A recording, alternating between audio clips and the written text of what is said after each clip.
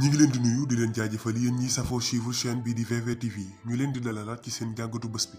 tey nag dañuy ñëw wax ci actualité bi nga xamante ni moo def à la une du journaux semaine bi yëpp ñu di ko def ay débat mu mérite nag ay débat spécial ci rajo yi télé yi ba ci réseaux sociaux yi weer jàpp ñaari weer ba ñetti weer ñu war cee wax ndax def ko tu ñaawteef bi lii du bulet tey mu di ko def Abdou Karim Sall di ministre bi ñu dénkoon wàllum environnement bi muy képp koo xamante ni moo war a saytu suñu dundin ñun doomu aadama yi ba ci mala yi sax seen nekkin ci àll bi ndax seen nekkin gu baax dañuy may wér-gu-yaram may ñu kattan ndax loolu ñi seen xam-xam màcc jëme ci loola mënees na koo dëggal. Abdou Karim Sall nag mooy ministre bi nga xamante ni moo fi jëloon suñuy gazelle oryx ca yële jamono ginnaaw bi Source A génnee leeral ne ñaar ba juróom benn gazelle oryx daal dinañuy ñàkk seen bakkan ginnaaw ba mu demee fee ca pàkku Ferlo jël fa ñaari gazelle oryx ba 6 doon leen transféré ci pàkku boppam boo xamante ni moom moo ko moom yoonu état nekku ca bu ko neexee di fa féexlu ngir bëgg koo taalal tax mu jël suñuy gazelle yi nga xamante ni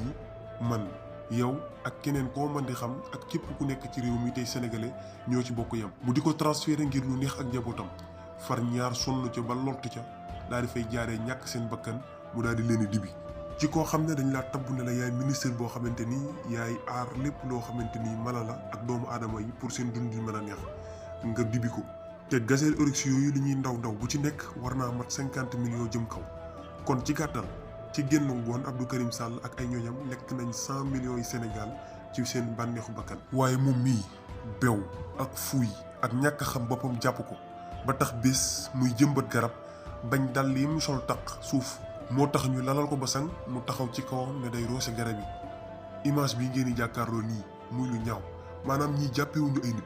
ay baadoo la wala ay dof wala sax ay animaux lañu jàppe ba tax na kenn ci ñoom respecté wuñu actualité bi nga xamante ni nag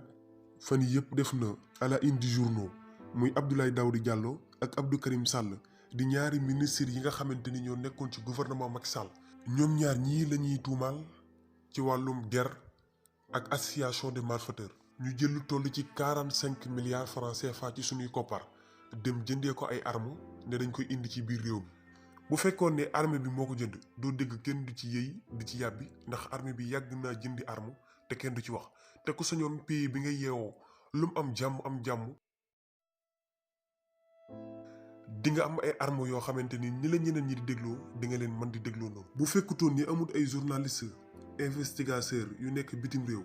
yoo xamante ni lëkkaloo nañ ak yenn ci ay naar feeñal secret bi du mus a feeñ ndax yii xeetu marché gré à gré jëfi mat ay képp la ndax état bi waroon naa rëq seen digg ba Sénégal yëpp xam ne ñii liñ def ak jublañ la waaye tey lañ leen gën a mën a raayal seen ginnaaw tey lañ gën a mën a topp ci ñoom tey lañ leen gën a mën a fal ndax ki yor kàddu état bi mu génnee mi ngi xool nu mu leen setalee teg paanam ndox fas yéene leen cee sang ba ñu set ñoom ñaari ministres yi yëpp. beneen bi mooy ana Sidiki Kaba mi nga xamante ni moom lañ dénk lu jëm ci wàllum loolu ba Abdou Karim Sall Abdoulaye Daouda Diallo jël koppari toll nii di ko ci def bi ci topp mooy ki leen jaay ngànnaay ña ngi koy wër ci dëkk ba nga xamante ni fa la dëkk muy Niger muy benn waay boo xamante ni wëyu la